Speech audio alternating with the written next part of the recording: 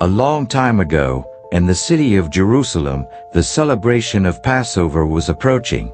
Jesus and his 12 friends were preparing to commemorate this important moment.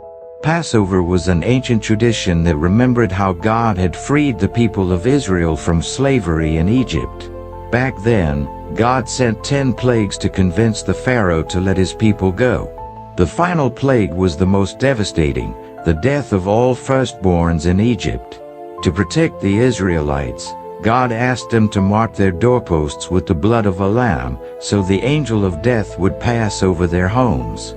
Since then, the Israelites had remembered that night with a special meal. Jesus and his friends arrived in Jerusalem along with thousands of people gathering for the festival.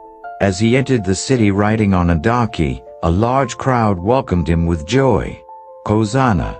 Blessed is he who comes in the name of the Lord. They shouted, waving palm branches and placing them on the ground like a carpet to honor him. But not everyone was happy. The religious leaders of the time, people like Elder Ezra and Sage Malik, felt threatened. We don't like this one bit. If the Romans think he's a king, they could arrest us all, they said, clearly worried. So they began plotting a secret plan to get rid of Jesus. That evening, Jesus and his close friends gathered to celebrate the Passover meal. It began like any other year, but soon took an unexpected turn. Jesus stood up from the table, tied a towel around his waist, and began washing each of his friends' feet. It was a gesture of love and humility. "This is how you should serve one another," he told them. Then, Jesus shared something shocking. "One of you will betray me."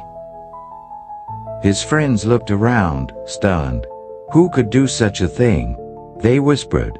Jesus already knew what would happen. He took a piece of bread, broke it, and said, "This is my body, which is given for you." Then he raised a cup of wine and said, "This cup is the new covenant in my blood, poured out for you." His friends didn't fully understand. Jesus was talking about a new covenant, a new promise between God and his people.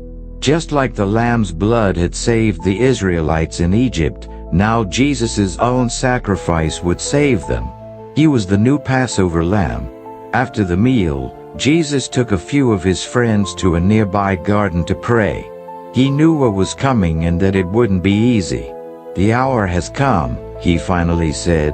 At that moment, one of his own friends, named Jonah, arrived, leading a group of soldiers sent by the religious leaders. Jonah had agreed to betray Jesus. Jesus was arrested, just as the religious leaders had planned. But what they didn't realize was that everything was unfolding according to God's greater plan, a plan of love, redemption, and everlasting hope.